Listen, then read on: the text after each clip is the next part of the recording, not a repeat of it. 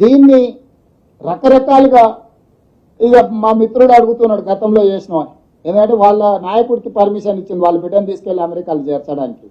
హరీష్ రావు గారికి 2 పిల్లలు విదేశాలలో చదువుకోరు, కవిత గారికి 2 పిల్లలు విదేశాలలో చదువుకోరు, తారక రామారావు గారికి 2 పిల్లలు విదేశాలలో చదువుకోరు.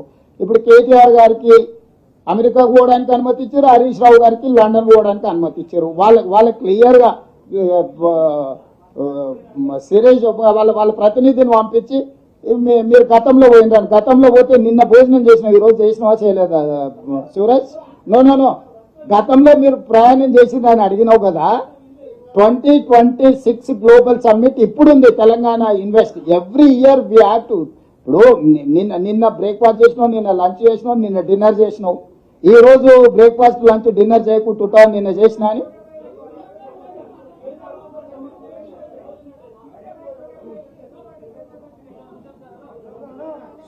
ఖచ్చితంగా పార్లమెంట్లో విషయాన్ని ప్రస్తావిస్తాము.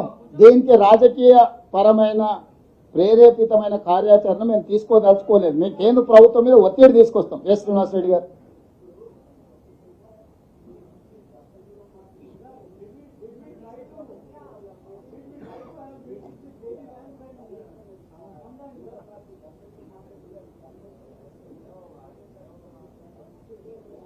రెండు ఒకటే సార్, సింగిల్ అప్లికేషన్ ఇది.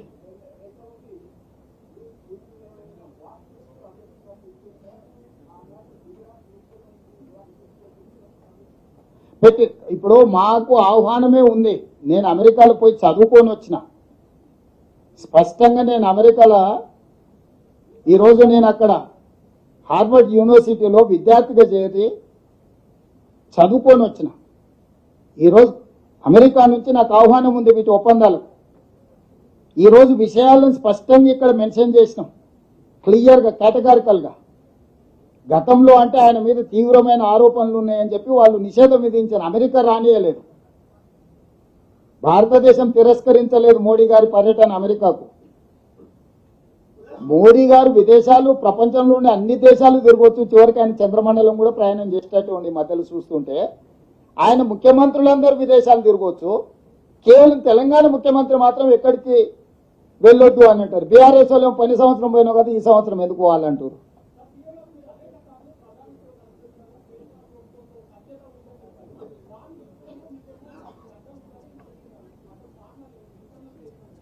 ఇంకా నువ్వే చెప్పాలి. ఇప్పుడు ఇంటర్నల్ కారణం ఇన్వెస్టిగేటివ్ జర్నలిస్ట్గా నువ్వు చెప్పాలి.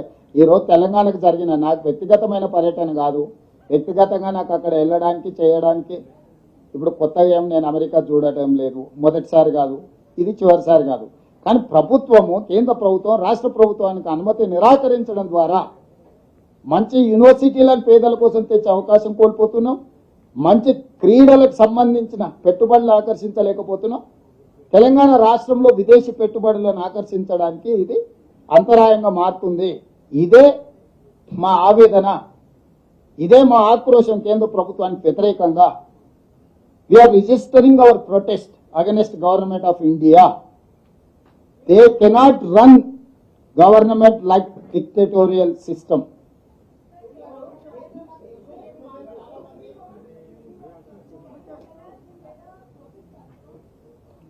These people are speculating. I have traveled 2-3 times. I have not met anyone. If they wanted to meet me also, they have to take permission from MEA.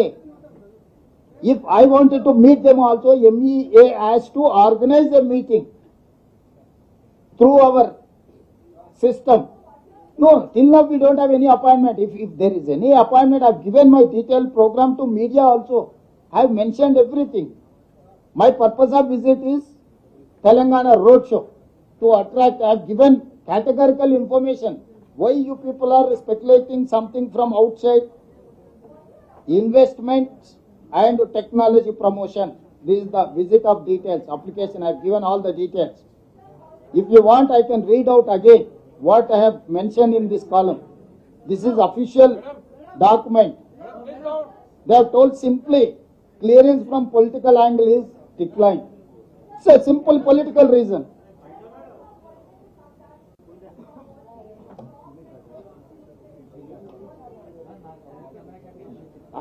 just now I came to know that you people have created all these media, social media. Everyone is speculating something.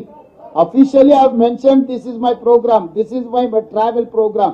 I have mentioned everything in this column.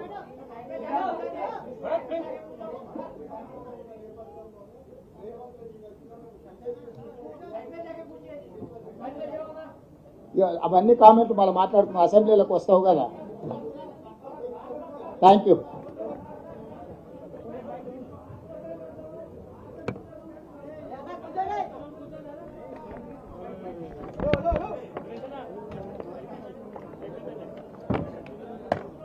ఆ విషయము క్రమశిక్షణ committee పరిశీలనలో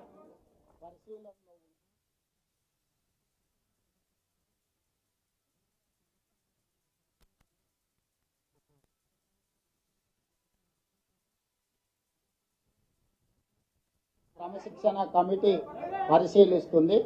వాళ్ళు తీసుకునే నిర్ణయానికి party, మేము, మీరు అందరు కట్టుబడి ఉండాలి. మీరు ఊహాజనితమైన అంశాలను ప్రస్తావించకండి. Thank you.